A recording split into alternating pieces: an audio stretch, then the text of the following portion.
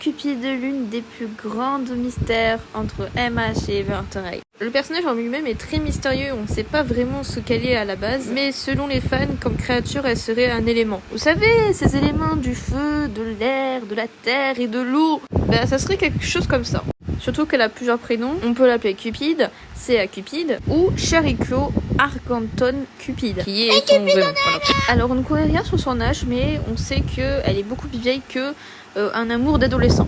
Donc je sais pas à quel âge elle a, hein. Et on s'en bat un peu les couilles, mais bon. Sa première apparition sera en 2011 avec le film Pourquoi les ghouls tombent-elles amoureuses. Alors dans le film, elle travaille en tant que coach joker, voilà. Et son but c'est d'aider les autres monstres à avoir un crush. Ou être en couple avec un monstre, là. Je pense que tout le monde a compris ce que c'était un coach joker, hein, voilà. Alors faut savoir que quand elle était petite, Cupid, elle a été abandonnée sur le seuil d'une porte de la maison de Eros. Et du coup, la famille de Eros l'ont adoptée. Avec Psyché qui est la mère et Edon qui est sa sœur. Alors, je sais pas si c'est la petite ou la grande sœur, mais bon, on s'en fout. Mais bref. Alors, comme elle est pas de la même espèce que la famille d'Eros, Eros lui a donné des faux ailes. Les trucs à la sauce sur dos, c'est pas des vraies ailes, c'est des fausses ailes. Du coup, comment elle vole bon. Après, tu vas me dire, mon story, il n'y a pas de logique. Donc, bon. Et en fait, ça serait grâce à ces ailes qu'elle aurait le pouvoir de rendre amoureux les gens. Et aussi son arc, voilà. Bon.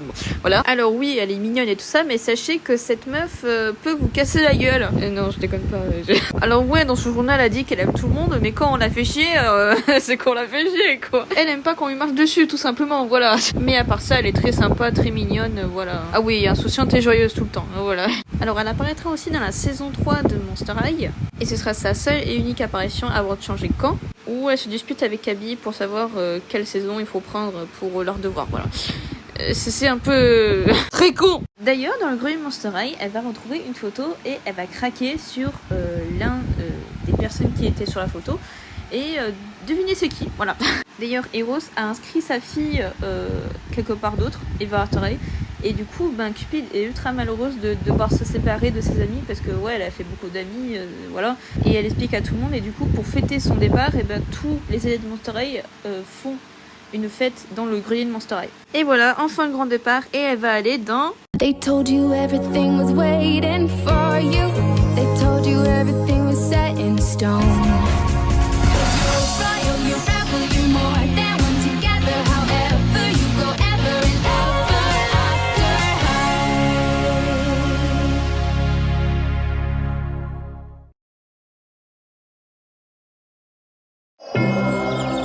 Behold C.A. Cupid, adopted daughter of Eros, the god of love. She currently attends Monster High, but is about to discover that another school is in need of her very special talents. Ah, je crois que cet épisode, tout le monde l'a regardé, hein, voilà.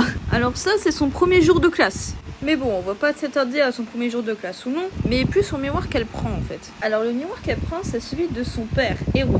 Et du coup, ça lui permet de voyager de Monster High à Evertray. Alors vous savez que les miroirs dans Evertray et Monster High, c'est soit des portails, soit des pièges, où tu restes enfermé dedans pour toute ta vie, par exemple la mer de Raven. Ou dans Fusion Monstrueuse, où les ghouls se font enfermer par le machin bizarre que a fait Sparky, voilà. Mais sauf que là, elle pourra pas revenir à Monster High. Ouais, elle est obligée de rester à Evertray, quoi. Parce que ouais, si elle aurait voyagé avec le miroir, je pense que le miroir, il serait apparu, hein, voilà. Et du coup, les seules personnes qui soient conscientes que Monster High existe, c'est les frères Grimm. Et c'est le méchant frère Grimm qui a le miroir pour aller à Monster High. Donc du coup, les deux, c'est les seuls qui savent que Monster High existe. D'ailleurs, la plupart des miroirs qu'ils ont fait, c'est eux qui les ont créés. Alors, je peux pas dire tous les miroirs ont été faits par eux, mais bon. Mais c'est fort possible que la plupart ont été faits par eux, quoi. Par exemple, ils ont fabriqué le miroir contre Wisp. Ah oui, vous vous en souvenez du fait que je vous ai parlé que Cupid, elle a trouvé une photo et du coup, elle est devenue amoureuse du mec qui était dans la photo. Eh ben, je vous laisse voir qui c'est, voilà. Hey, Cupid! Oh, Dexter. Oh, mais sauf que lui, il est pas amoureux de toi, meuf. En fait, il serait en crush avec Raven, qui a aussi des sentiments pour lui. Du coup, quand elle a su que les deux, ils étaient un peu amoureux, je vous cache pas que Cupid était ultra déçu, hein, voilà. Mais bon, au moins, elle est pote avec lui, hein, voilà. Et en plus, elle l'aide pour Raven, donc voilà. Mais bon, je vous cache pas qu'elle s'est fait plaquer, et en plus qu'elle est dans la friendzone, donc... à moins qu'il fasse un plan à 3, voilà. Claudine devait s'appeler Halloween dans la version de base. Enfin, plutôt dans l'une des premières versions, qui est celle-ci. Mais bon, ils ont décidé de changer Halloween en Claudine. Donc du coup, Claudine, c'est celle qu'on connaît. Mais plus tard, quand ils ont sorti leur petite sœur, voilà, la petite sœur de Claudine, ils ont décidé de réutiliser le prénom pour que ce soit Halloween. Donc du coup, Halloween, voilà. Alors oui, la première fois qu'on entend ça, c'est dans Hanté, où elle est en train de chercher de la poudre pour se transformer en fantôme. Et en fait, ce serait son père qui a créé tout ça en fait. Il aurait créé toutes les poudres de tous les monstres différents pour se transformer en monstres différents quoi. Et d'ailleurs ça aussi c'est repris dans le jeu 3DS nouvelle à Monster High. Alors je sais plus à quel moment du jeu, je crois que c'est à peu près vers le milieu du jeu. T'as le droit de changer d'espèce. Voilà. Tu vas vers Twilight et tu changes d'espèce de monstre. Voilà. Alors je sais pas si son père est un scientifique ou quoi, mais bon. Hein. Mais on verra plus tard pour ça, pour ses expériences. Parce qu'il y a un lien. Alors oui, Operetta devait faire partie du premier plan. Elle était à la place de Cléo et elle devait sortir avec Juice. Sauf que ça s'est jamais réalisé et heureusement, enfin je dis ça mais... Il y a un épisode où elle essaie de se caser avec Juice pour se venger des accusations de Cléo. Mais quand Juice va dire qu'il a un sentiment fort avec Cléo parce qu'il aime d'amour en fait, eh ben elle va l'aider à lui écrire une chanson d'amour pour Cléo, voilà. Et ouais, de base ils ont mis Operetta et Juice en couple parce que ils avaient les mêmes trucs ensemble quoi. Ah, et vous voulez savoir pourquoi Cléo et Juice ils s'adorent de fou en fait? Et pourquoi on devrait pas les séparer? C'est par rapport à la mort de Cléopâtre tout simplement, qui s'est fait mordre par un serpent, avec le poison évidemment, et le poison représenterait l'immortalité de Cléo. Donc voilà. Et aussi un peu l'immortalité du couple, mais bon hein. Le message de l'acceptation est très divisé. Alors pourquoi je dis qu'elle est très divisée? C'est surtout par rapport à la G3 que je dis ça. Et aussi la G2, hein, un petit peu. Parce que soyons clairs, on a tous critiqué les deux générations, la G2 et la G3. Alors je suis ok avec vous du fait que vous aimez pas quand les choses changent. Mais il va falloir accepter. Vous savez, d'un moment à l'autre, les choses peuvent changer. Même vos séries préférées. Hein, voilà, c'est comme dans la vraie vie. Et aussi l'acceptation d'autrui. Par exemple, accepter qu'on n'est pas tous pareils, voilà. Être respectueux, gentil, voilà. Et c'est ce que fait l'école Monster High en général. Que ce soit la G1, la G2 et la G3. Soyons clairs, si la G1 rencontrait la G2 et la G3, je pense qu'ils accepteraient avec plaisir, hein. Soyons clairs. Ouais, parce que je vois avec vos TikTok qui disent ouais, les personnages d'AG1 ils vont détester les personnages d'AG3 parce que ils ressemblent pas. Et c'est pareil pour la G2. Oh mais dégage là, il de merde. Pardon, je me suis un peu emportée, excusez-moi. Sachez que Monster High est une famille. Et une famille, ça se respecte. Même si parfois dans une famille il y a parfois des tensions, on trouve toujours un moyen de s'excuser, de se parler, de se respecter et d'accepter. Pour la fin de cette partie, je vous laisse avec Frankie à méditer. Voici une histoire qui parle d'une famille.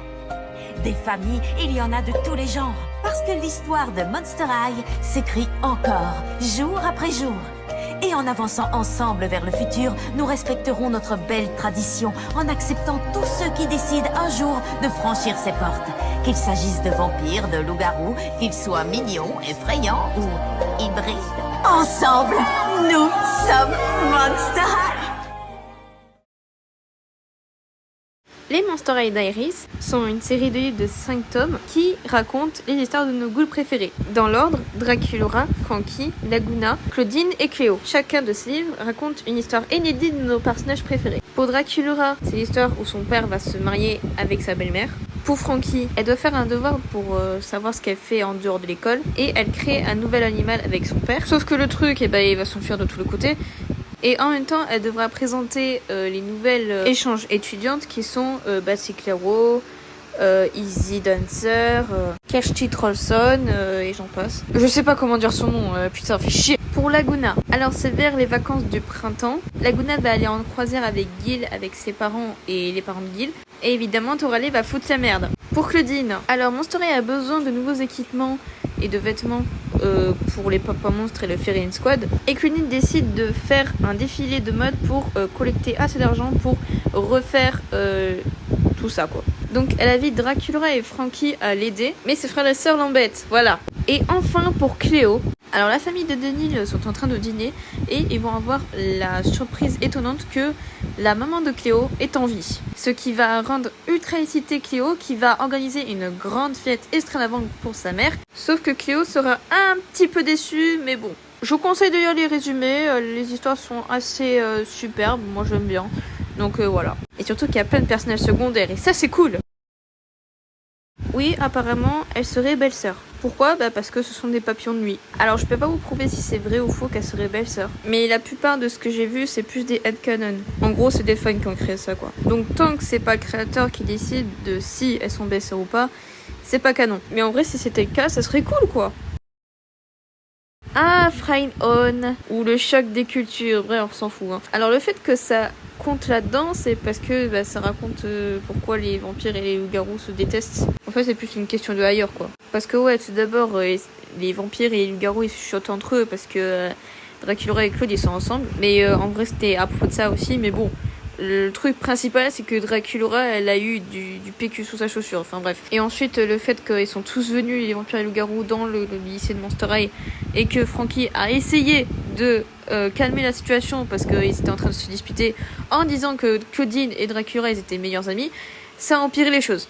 Voilà. De plus, Claude va présenter Dracula à Romulus, qui est son ami d'enfance. Et quand il a su que c'était sa petite amie, bah, Romulus, il est parti directement, quoi. De plus, les vampires, ils vont traiter les zombies comme de la merde, hein, soyons clairs. Et puis Claude, il va dire ouais, mais t'as vu comment ton peuple il nous traite, il traite les zombies comme de la merde, voilà. Tu veux mon opinion, Claude? mais en vrai tout ça c'est à cause du directeur Vaughn de je sais pas quoi là. Ce gars avec son acolyte la sorcière de merde là. Tout simplement pour faire chier les vampires et les loups-garous.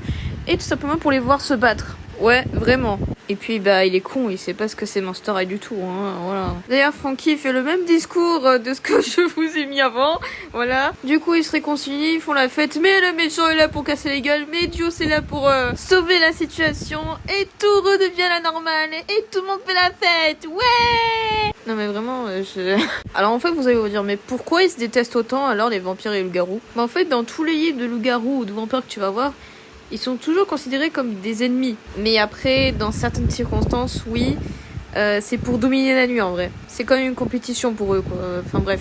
Mais bon, ça les a pas empêchés de se réconcilier, quoi. Voilà. Ah, les sœurs grandes, Gigi Wisp. Déjà, Gigi. Alors déjà, on connaît pas son âge exact, mais son père l'assure qu'elle a 15 ans. Et on est tous presque sûrs qu'elle a plus de 2000 ans, quoi. Parce que ouais, elle était encore là quand il y avait Jules César et Darius le Grand. Donc bon, en fait tout ça parce que son père a perdu son certificat de naissance. Et voilà, meilleur papa de l'année. Alors la majeure partie de sa vie, elle est restée dans sa lampe toute seule. Mais elle était folle de joie quand elle servait les trouveurs, ce qui était rare en vrai, hein, voilà. Et tout va changer quand elle va rencontrer Giles Grimm, l'un des frères Grimm donc, avec un autre mec et son frère. Alors il va chuchoter au chercheur donc de faire un souhait pour Gigi. Ce souhait qui est qu'elle ait un ami, pour plus qu'elle soit toute seule, quoi. Après le souhait, eh bien c'est l'ombre de Gigi qui prend vie. C'est Wisp. Gigi était ravie et c'était ultra proche, comme des sœurs, quoi. Sauf que à chaque fois qu'il y avait un trouveur qui frottait la lampe de Gigi, eh bien c'était Wisp qui restait toute seule dans la lanterne du coup. Et Wisp n'aimait pas du tout être ignorée. Et surtout être laissée comme une grosse merde pendant que Gigi se faisait des amis. Voilà, voilà. Et elle était ultra jalouse, elle voulait être un génie, elle aussi. Donc elle a décidé de se venger en chuchotant des souhaits qui étaient égoïstes pour répondre à ses propres besoins par vengeance. Pour tous les chercheurs en tout cas, hein, voilà. C'est pour ça que Gigi dans le film, elle prévient tout le temps Halloween de faire attention et d'être claire et réfléchie, mais aussi de prévoir ce qui va se passer justement. Et de ne pas écouter les chuchotements, de ne pas écouter Wisp. Sauf que Halloween va être influencé par Wisp, comme tous les autres chercheurs. Donc quand les frères Grimm ont entendu cette histoire, ils ont construit un miroir pour éliminer Wisp. Enfin plutôt ses manipulations, quoi. Du coup, grâce à Gigi et au miroir, du coup, eh ben elle a pu sauver les trouveurs. Sauf que quand Fawn s'est regardé donc cette meuf, eh bien le miroir s'est brisé en 13 morceaux. Du coup, on est dans la merde. Mais dans 13 souhaits, les ghouls arrivent à réparer le miroir, à sauver Halloween. Et Halloween souhaite que Wisp prenne la place de Gigi. Donc qu'elle soit un génie, quoi. Sauf que, malheureusement, la lampe est tombée dans la piscine sans fond de Monster High. Mais Kieran Valentine l'a trouvée. Et évidemment, ils sont devenus très bons amis. Alors malheureusement, ces deux premiers sauts n'ont pas été exaucés parce que il a mal formulé ses souhaits. Donc du coup, c'est annulé. Mais par contre, son dernier souhait, c'est que les deux deviennent amis pour toujours. Du coup, ils peuvent se parler via Internet. Et comme ça, quand Wisp va rentrer dans sa lampe, elle sera pas toute seule, elle sera avec Valentin. Donc du coup, voilà. Je me rappelle que j'avais vu cette théorie sur YouTube il y a longtemps, du fait que Claudine et Cerise seraient la même personne. Alors, excusez-moi, mais cette théorie est fausse. Mais pourquoi ce serait faux? T'inquiète pas Charlotte, je vais le dire, putain de merde. Alors déjà, si ça aurait été le cas, elle serait beaucoup plus vieille que 15 ans en fait. Parce que ouais, je vous rappelle que Claudine n'est pas née en 1800, je ne sais pas combien. Ça serait plus ses grands-parents à la limite. À mon avis, ça serait pas la même personne, mais à mon avis, Cerise serait la grand-mère de Claudine. Et puis si elle venait des Verteuil, on le saurait bien avant. Comme Cupid ou Gigi par exemple, voilà. Bon, même si Cupid c'était bien après, mais voilà. Mais après, je suis un peu d'accord avec vous qu'elles ont à peu près le caractère protectrice, voilà. Qu'elle aide toujours ses amis et tout ça, bon voilà. Sauf que vous oubliez un détail, c'est que Cerise est très réservée, hein, ultra réservée et... Ouais, c'est l'inverse de Claudine, quoi, voilà. Et ne me dites pas, ouais, mais dans le G2, on voit la mère de Claudine, et du coup, voilà. Alors non, c'est pas la mère de Claudine, hein. Si ça aurait été la mère de Claudine, on le saurait bien d'avant, hein, qu'elle s'appellerait Cerise et pas Harriet Wolf, donc, et ni Selena d'ailleurs. Ouais, parce que j'en étais sûre que vous allez parler de la G3, hein, voilà. Et puis les Scary Tale, évidemment, hein, c'est par rapport à ça que vous les comparez, hein, surtout ça, hein. Je suppose que pendant des générations, ils se faisaient tous une capuche rouge. C'était la tradition, du coup. Et vous voyez que c'est pas du tout les mêmes, parce que tout simplement, ils ont fait par eux-mêmes. Voilà, c'est leur capuche rouge à eux. D'ailleurs, elle se considère comme anormale, parce qu'elle a moitié loup, et aussi parce que sa destinée disait qu'elle devait pas naître. Bon. Et du coup, comme punition, ils ont mis des oreilles de loup, voilà. Pourquoi? Je sais pas. À moins que ça a un rapport avec la dispute des loups-garous et des vampires. Sûrement. Donc à mon avis, c'est la grand-mère de Claudine, hein. Alors oui, selon l'opacité des yeux ou la couleur des yeux, ça décrit leur alimentation de base. Alors la plupart des vampires qu'on peut voir, c'est par exemple ceux de derrière-plan, c'est les normaux, voilà. Ceux qui boivent du sang tout le temps, quoi, bref. Mais là, on va parler des autres vampires, ceux qu'on connaît, hein, évidemment. On va déjà commencer par Draculaura. Alors déjà, elle a des yeux violets pâles, alors qu'elle est censée être végétarienne. Hein? Comment c'est censé? Ta gueule, Charlotte, ta gueule. Ta gueule, Charlotte. D'accord, mais dis-nous, merde! Selon plusieurs œuvres connues, eh bien les vampires aux yeux jaunes, voire topaz, seraient des vampires végétariens. Sauf que Dracula n'a pas les yeux jaunes, ni bleus en tout cas. Ouais, parce que la couleur topaz, c'est plus du bleu. Mais comme c'est une pierre qui a plusieurs couleurs, voilà, c'est un peu le bordel. Et puis là, je vois qu'il y a du rose, mais la couleur de Dracula, c'est pas rose, c'est violet, donc je sais rien. Même si là, vous voyez rose, c'est pas du rose, c'est du violet. Voilà. Ou bien c'est parce que quand elle était petite, Draculaura, elle buvait du sang avec son père. Hein. Alors quand je dis petit, c'est toute petite, hein, voilà. Bien avant son truc du végétarien. Et quand elle a pris conscience, évidemment, elle est devenue végétarienne, hein, voilà. Ce qui explique ce nuancé de violet, très pâle. Ou bien c'est parce qu'elle a mis des lentilles. Ouais. Tu caches bien ton jeu, Dracula. Enfin. Ensuite, Kieran Valentine. Alors, il a les yeux roses, et pour ceux qui se demandent la question, non, il est pas végétarien. Il bouffe du sang, mais il aime bien les gâteaux. Voilà. Vraiment, il aime bien les gâteaux. Donc peut-être que le sucré a un impact sur ses yeux vu que ses yeux sont roses. Mais bon, mais aussi de son pouvoir qui est d'ensorceler les gens. Et oui, vous savez que l'amour c'est plus sucré que salé. Enfin maintenant on sait qu'il bouffe du sang et du sucré. Voilà. Et on termine par Elisabeth. Et oui, vous allez me dire, mais où est Betsy? Où est Fangelica? Merde. Alors déjà, Fangelica, bon, nique sa mère. Et en plus, elle compte même pas comme Betsy parce que ce sont des chauves-souris. Des fois, certains affirment que oui, Betsy c'est une vampire, et d'autres disent non, c'est un animal, donc je la compte pas, c'est bon pour vous. Mais ça ne change pas que Betsy a le même alimentation qu'Elisabeth, donc voilà. Donc on va parler d'elle du coup. Donc, alors déjà, elle a les yeux magenta rose, excusez-moi, parce que certains disent que oui, elle a les yeux rouges, des fois elle a les yeux violets, non, vous voyez bien que c'est rose. À moins que vous voulez que j'approche l'image, peut-être. Mon dieu, la voix pas s'énerver, s'il te plaît. Et oui, aussi, certains affirment que peut-être elle serait végétarienne. Alors, je ne pense pas. Même si le truc du topaz, il peut avoir du rose, mais c'est une pierre, donc je sais pas. Mais pour moi, c'est sûr qu'elle bouffe du sang, hein, voilà. Beaucoup de sang, je suppose. Et du sucre. Et peut-être un petit poil d'acide, vu que c'est des oranges sanguines, bon. Et elles ont beaucoup plus de vitamines que les oranges normales. Ah, Pacific 500 mettra l'honneur de boire le jus d'orange en direct. Donc là, c'est pour vous.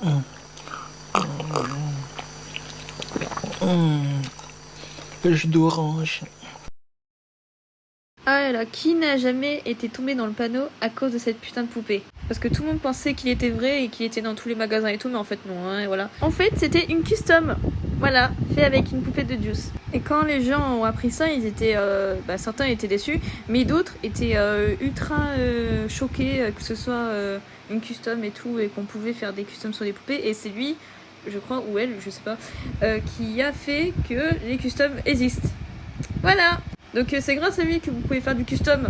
Hein, voilà. Vénéré. Vive Draculogan. Ah, les sœurs de Nil. Il faut savoir que Cléo et Néphera n'ont jamais eu un terrain d'entente. En tant que sœurs, oui, elles se disputent tout le temps, quoi. Mais parfois, il arrive que Cléo et Néphera font ça pour la compétition. On peut être la meilleure dans tout.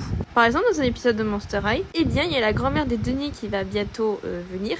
Et du coup, elles se font une compétition par rapport à ça, parce que la grand-mère va donner à celle qu'elle aime le plus un cadeau. Cléo se donne à fond, mais par contre, Néphera fait tout pour que Cléo perde. À la fin, leur grand-mère va donner le cadeau à Néphera, sauf que ce cadeau était plus un inconvénient. Donc ouais, c'est pas plus mal que Cléo soit pas la préférée, quoi. Voilà. Mais aussi, leur haine et leurs disputes sont par rapport à leur passé. Alors, je vais faire un résumé très bref de ce qui s'est passé en gros. Alors, faut savoir que bien avant que tout ça se passe, déjà Néphera et Cléo ont eu une éducation différente. Donc, je suppose que Cléo a été éduquée par sa mère et Néphera par son père. Ce qui est logique, hein, voilà. Et d'ailleurs, Cléo savait qu'elle allait pas devenir reine, mais que c'est sa sœur aînée qui allait devenir reine. Donc du coup, Néphera a reçu un cadeau de quelqu'un, on sait pas qui, et c'était une fleur cadavre. Et il devait avoir un trésor très rare dedans. Pour Néphera, vu que ce sera la nouvelle reine, donc voilà. Et du coup, Cléo va être très en colère, quoi. Elle va se manifester en étant gris, quoi. Et c'est vers là où tout va merder, en fait. En gros, ils faisaient leur petite vie, voilà. Et puis, c'est là où l'oncle de Cléo rentre en jeu, puisqu'il veut faire un coup d'état. Il veut renverser son frère pour être empereur. Mais évidemment, il n'y avait pas que lui, hein. Il y avait des traîtres, il y avait des sujets, enfin bref, voilà. Donc, en gros, il y avait des espions qui venaient dans le château et qui prenaient soin de Ramsès, des filles, enfin bref, voilà. Enfin, ils s'occupaient du royaume, quoi, et ils transmettez ça à l'oncle de Cléo pour que le plan soit bien fait et surtout que les filles ou même Ramsès se doutent de rien. En gros, ils voulaient tuer Cléo et Néphera ainsi que Ramsès pour plus qu'il y ait d'héritiers, quoi. Donc vient le jour du coup d'état et un soldat ou un conseiller en chef, je sais pas quoi là, les a emmenés les filles et Ramsès dans des quartiers souterrains pour les abriter ensuite s'ils allaient être attaqués ou pas. Bref, d'ailleurs, le mec qui les a accompagnés c'était un traître parce que oui, dans leur plan, ils ont prévu de les envelopper dans du tissu magique pendant que les gardes attaquent, quoi. Sauf que le tissu était destiné à les faire endormir pour toujours. Mais évidemment, ça, ils le savent pas. D'ailleurs, on a appris beaucoup plus tard que la mère de Cléo était vivante et qu'elle était cachée dans une caisse. Donc évidemment, ça attaque, ça fait du bruit, ça crie, enfin voilà. En même temps, ça coup d'état, ça voilà. D'ailleurs, ça a plus traumatisé Cléo que Néphera. Même si on dit que Néphera était triste que sa mère n'est plus là, et c'était plus Cléo qui était traumatisée. Hein. Et du coup, à côté de ça, ça lui a développé une peur du noir. Donc du coup, c'est pour ça que Cléo a peur du noir. Mais 1300 ans plus tard, ils se réveillent tous et ils apprennent qu'il n'y a pas de signe de la maman. Enfin, du moins pour l'instant. Et que du coup, ils se sont bien fait avoir. Et que leur cachette, en fait, c'était le piège. Donc du coup, le père va essayer de trouver la sortie. Cléo va avoir un esprit très négatif, quoi, par rapport à ce qui s'est passé. Et comme je vous ai dit, Néphera était triste que sa mère ne soit plus là. Voilà. Donc du coup, Néphera va passer ses journées à parler avec sa plante, du coup. Et tout d'un coup, un tremblement de terre a suffi pour que la prison se brise. Sauf que ça a été fait par la fleur cadavre. Et du coup... bonjour. Vous allez bien? Vous avez pas l'air d'aller bien, là.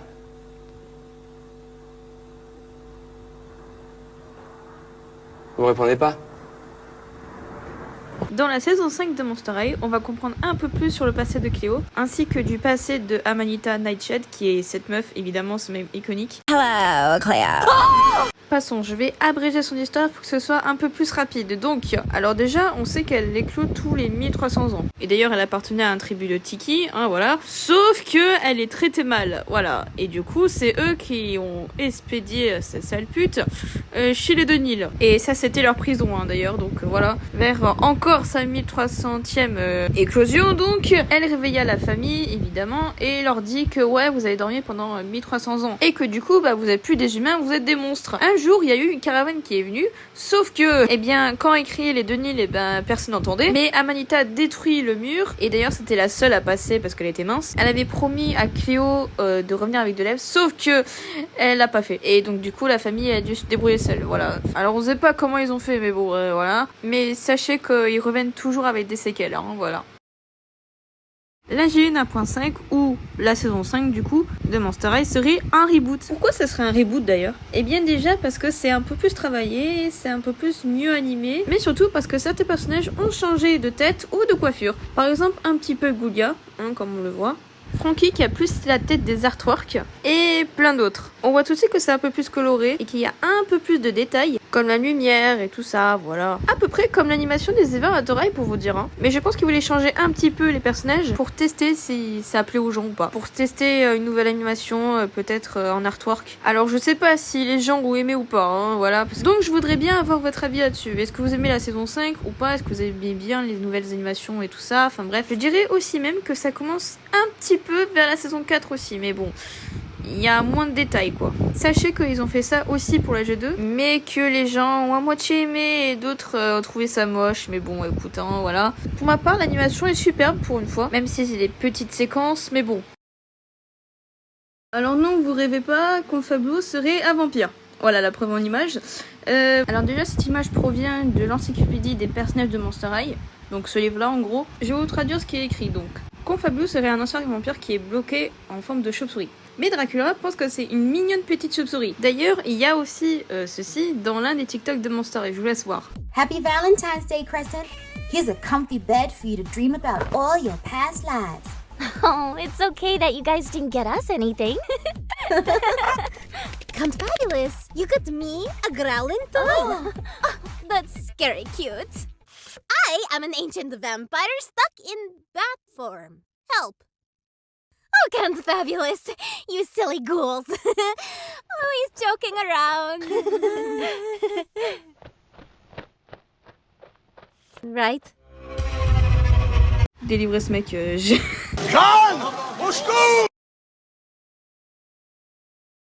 Ah, Rebecca Steam. Elle est présentée la première fois dans le film Les Goûts de la Crime en 2012. Vous savez, le film où elles sont en roller quoi. Bref, c'est un robot, elle a 116 ans. Elle a été fabriquée par un savant fou qui s'appelle Eskia Steam qui est son père et qu'on reviendra plus tard sur lui. Dans le film, on nous raconte que Rebecca est une cascadeuse et que c'était l'une des meilleures à la crime. Et l'une des premières ghouls à faire de la crime d'ailleurs. Et vous allez me dire, mais pourquoi elle voulait faire du roller du coup? Eh bien, c'est à cause de son père qui a disparu dans une expédition dans les catacombes de Monster High. Bien évidemment, Rebecca a fait une dépression et était dévastée de cette nouvelle et n'a pu se consoler que par le roller parce qu'elle aime bien ça. Mais du coup, vous allez me dire, mais elle a fait quoi pendant son passé, Rebecca? Avec son papa parce qu'on veut savoir, nous? Parce que si elle fait que du roller, on se fait chier, quoi. Oh Charlotte, tu fais chier, hein. Bref, avant son drame, donc, que je parlerai un peu plus tard, tout d'abord, elle a vécu avec son père pendant 16 ans. Oui, 16 ans. Mais attends, t'avais dit qu'elle avait 116 ans, alors qu'est-ce qui s'est passé? J'en parlerai un peu plus tard, s'il te plaît. Bon bref, on sait qu'elle a fait beaucoup d'expéditions avec son père, hein, voilà, pendant ses 16 ans quand même. Par exemple, elle a été dans la cour des vampires. Mais elle a développé une crise existentielle parce qu'elle a été bannie, oui, elle a été bannie parce que c'était pas un vrai monstre et qu'elle était plus survécue artificiellement que biologiquement, voilà. Donc, ouais, c'est chaud, hein, quand même. Ça fait mal au cul, quoi, bref. Et du coup, les 116 jours, ça arrive quand? Eh bien, qu'est-ce qui s'est passé pour les 100 jours qui restent, du coup? Eh bien, alors, je vais essayer de vous déduire ça le plus simplement possible pour ceux qui ne savent pas ce que c'est. Le fémicide, c'est tout simplement des hommes qui tapent des femmes parce que ce sont des femmes. Et c'est bien volontaire, tout simplement. Dans le contexte de Monster High, du coup, dans l'histoire de Rebecca, du coup, elle nous dit que pendant une course, eh bien, il y avait deux gargouilles qui se dirigeaient sur elle et qui étaient en train de la taper.